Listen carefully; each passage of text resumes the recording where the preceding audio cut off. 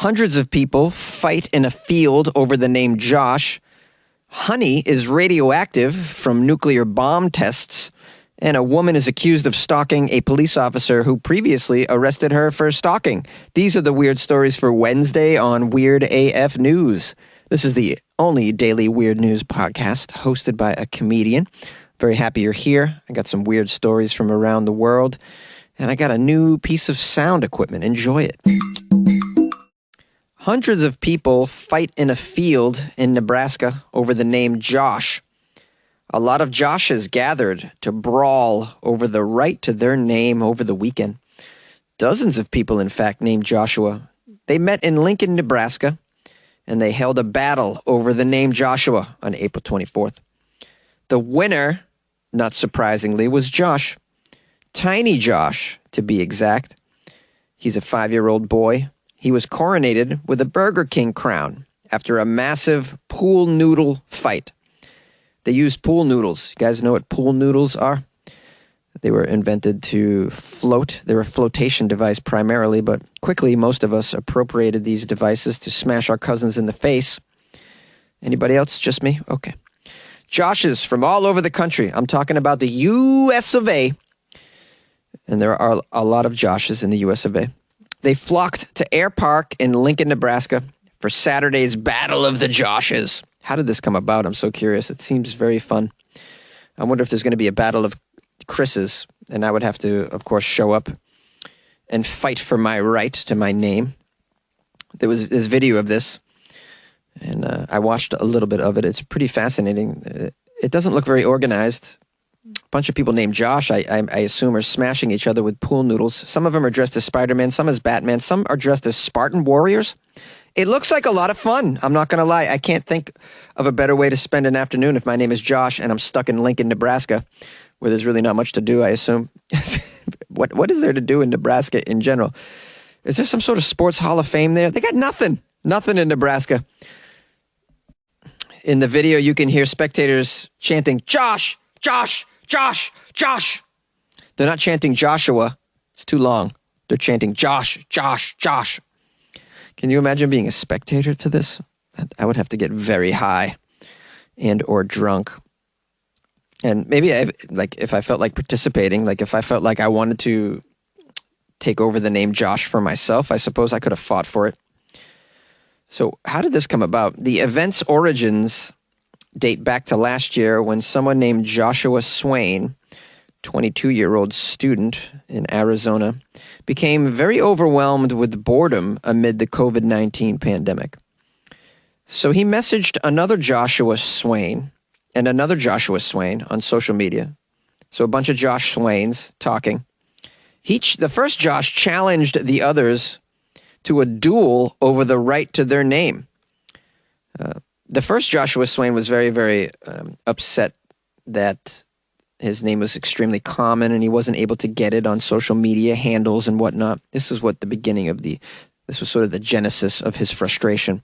So he challenges the other Joshes online, and then the antics go viral. It completely went viral, and that's how you can have an event where hundreds of people show up. Now, as far as the battle for Josh Swain specifically, only one of the challengers showed up. So it was one Josh Swain against another Josh Swain, and they battled in a grueling tournament of rock, paper, scissors. And the original Josh Swain from Arizona won the battle, allowing him to claim the title of the true Josh Swain. We live in such a weird world where stuff like this can happen. I find it fascinating. It's very novel. I enjoy novelty. The weirder, the better. Had I known about this, it takes a lot to get me to Nebraska, I have to say. Not to say that I would have attended this. However, if there was a battle for the name Chris out there, I would consider doing it. Yeah, quit your job and drive to Nebraska to battle for your name. So fun. I love weird shit like this. And to be completely honest, I can absolutely empathize with Josh Swain's frustration because I often find my name is duplicated. It's very plain. Chris Jones, super plain. Also, JONESY is a very common nickname, so it's difficult for me to get social media handles like Jonesy. That's why on all my social media it's Funny Jones, because I can get that one. I can't really get Jonesy, although I have jonesy.com. And I got that one. I was pretty crafty to get that one. Very proud of that. And if you happen to be bored, check out jonesy.com. You can also email me at funnyjones@gmail.com, and my Instagram's @funnyjones, and I'm just going to use this opportunity to pimp out all my social medias. I'm at funnyjones on Twitter. Funny. Okay, bye. American honey is radioactive from decades of nuclear bomb testing. Whee! A new study found that bees have been harvesting elevated levels of irradiated pollen for decades in the U.S. The world's nuclear powers have detonated more than 500 nukes in the surrounding atmosphere over the years. These explosions were tests and shows of force to rival nations, and eventually proof that countries like Russia, France, and the U.S. have really mastered the science of the bomb.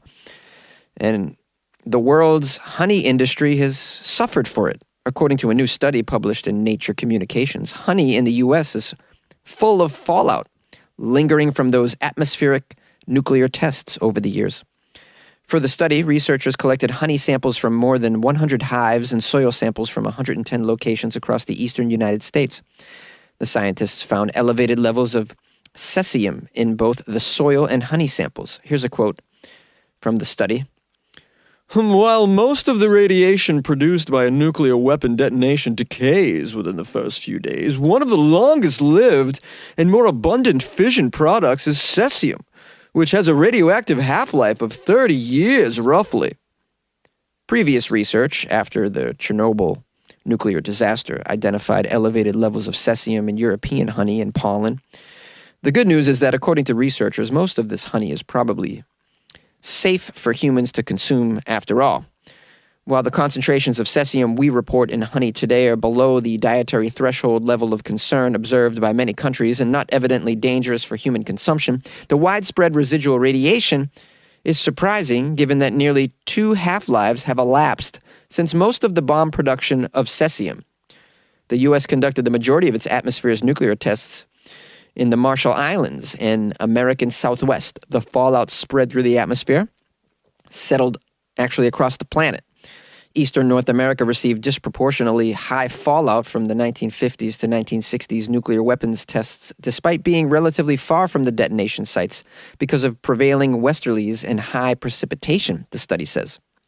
Most of it dissipated quickly, but the cesium stuck around and soaked into the soil where its chemical structure, which is similar to potassium, made it attractive to certain plants. Potassium and cesium are chemically similar, and the study speculated that this is the reason the plants absorbed so much of the cesium, which led to it being in the pollen bees turned into the honey. It also found an inverse relationship between the amount of potassium naturally occurring in soil and the amount of fallout found in honey. Are you guys getting all of this? I mean, I'm running right through the article. There's a lot of big words in here. I'm very proud of myself for handling it on one go-round. It says here, southern states contained 3 times the amount of fallout than the northern states. Southern soil doesn't contain much potassium, while soil in the north is actually rich with the stuff. While this honey is probably safe for human consumption, it may not be for the bees who generate it. In the last 5 years, it has become clear that insects suffer significant negative consequences at radiation dose rates that were previously considered safe, but the threshold at which damage occurs is debated. Some studies indicate that low levels of cesium pollution can be lethal to pollinating insects and that any increase above background causes measurable damage to surrounding ecosystems. This is pretty sad at the end of the day. It's a very strange, weird thing. Shall we be concerned? I mean, we can ingest this honey. A little bit of radiation. I mean, we're using microwaves. You know, the future of mankind is just like being able to, I guess, inculcate as much radiation as possible into your life and still live. I mean, the future of mankind, like our ancestors 500,000 years down the road will be super like radioactive resistant, I assume. The more the ozone dissipates, the more radiation pours in from the sun. We're going to have to build a strong defense mechanism to that. And through natural selection, I'd imagine we'll just be very powerful when it comes to battling radiation. We're going to have to be if we want to survive this cell phone that's attached to our body 24/7, I'd imagine. Jonesy, you're freaking us all out. I know, but what about the bees? You like podcasts? You're listening to my podcast. Maybe you thought to yourself, I'd like to make a podcast. Too difficult. No, not with Anchor. Anchor has free creation tools that allow you to record and edit your podcast from your phone or your computer. Anchor distributes your podcast to Apple, Spotify, Stitcher, and more. They have advertising integration, so you can even make a little money off your podcast. Everything you need to make a podcast in one place. Download the free Anchor app or go to anchor.fm to get started. And good luck with your podcast. Good luck with your creation. Good luck with your life, man. Yay! A woman has been accused of stalking a police officer who previously arrested her for stalking. This occurred in Nara, Japan, a place that I have visited before. Nara is known for their deer. The whole city is overrun by wild deer just walking around, eating out of your hand. Just Google Nara deer. It's pretty cool. Well, they got a crazy lady over in Nara, it sounds like. 37-year-old woman allegedly stalked a police officer stationed at the Nara police station. According to the media, Kanako Onishi, a part-time employee for Nara City, met the victim after he arrested her last year for stalking. I assume stalking somebody else. And around April 22nd, Onishi allegedly violated a previous warning by sending a letter to the police officer. I want to enter to your family register, she wrote in the letter. I don't want to live apart from you. I think I'm in love. She got arrested and she just fell in love with the arresting officer. Well, you know, sometimes handcuffs will do this to a person. I've watched soap operas before. Okay, well, this week, police have accused Onishi of violating the stalker control law.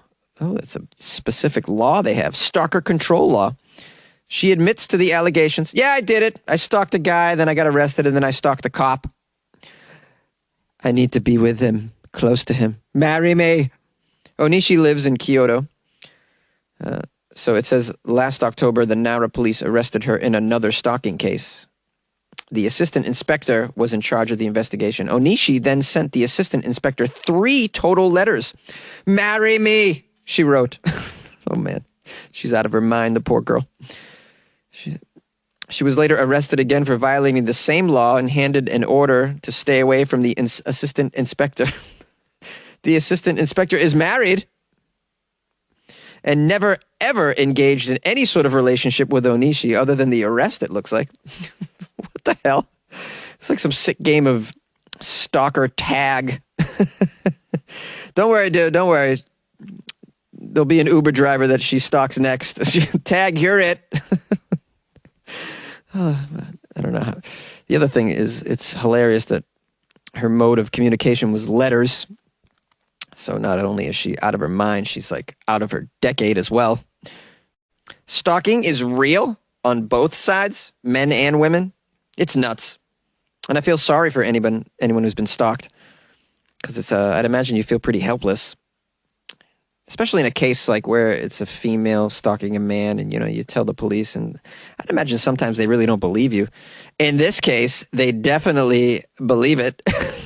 Because she's like, tag, you're it. Now I'm stalking you, police officer.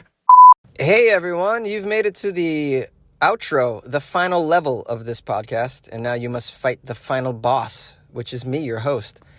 I want to give love to people who reached out to me for my birthday. First of all, I got some more calls, but I was unable to download the call database today because, I don't know, something wrong with Google. And so I'm going to publish those calls tomorrow. But I want to thank everybody who called and wished me a happy birthday. I'll publish your phone call tomorrow. I also want to give love to Melissa Young, who bought me coffee. She bought me some coffee. Got a lot of coffee purchased for me this week, which means I'm going to be drinking high-end coffee for 2 weeks at least. Getting those, you know, $6 coffees. Yeah, you know the ones, guys. $7. The $8, $9 coffee that's bigger than your torso, covered in whipped cream and sprinkles. No, I don't drink those kinds of coffee drinks. It's just too much sugar, man. Looks like a dessert to me. I want more caffeine, less sugar. That's how I rock. Shout out to Candy, who joined the Patreon. Candy joined the Patreon. Candy supports the show. And I love you, Candy, for joining the Patreon. Yeah. Thank you, Candy. Please enjoy the extra content that lies beyond the locked gates of the Patreon, such as bonus episodes and the song the very famous hits #1 single that I wrote called Alligators Everywhere. So thank you, Candy. You guys can join Candy and be a part of the Patreon as well. Be a patron, as they say, by going to patreon.com/weirdafnews or going to weirdafnews.com and clicking on the link. It's right there. It says Patreon in big letters, large font, brow. Also want to give a thanks to Ed and Heather who wrote me emails for my birthday. And I got some other people who reached out for my birthday. I'll try and give you guys shout outs on tomorrow's episode.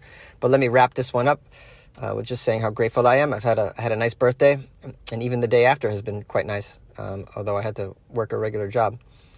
But yeah, my coworkers got me a cake that has Florida on it. I'm going to post a picture of this somewhere. Where will I put it? I'll definitely put it in the Patreon if you guys want to see my Florida cake.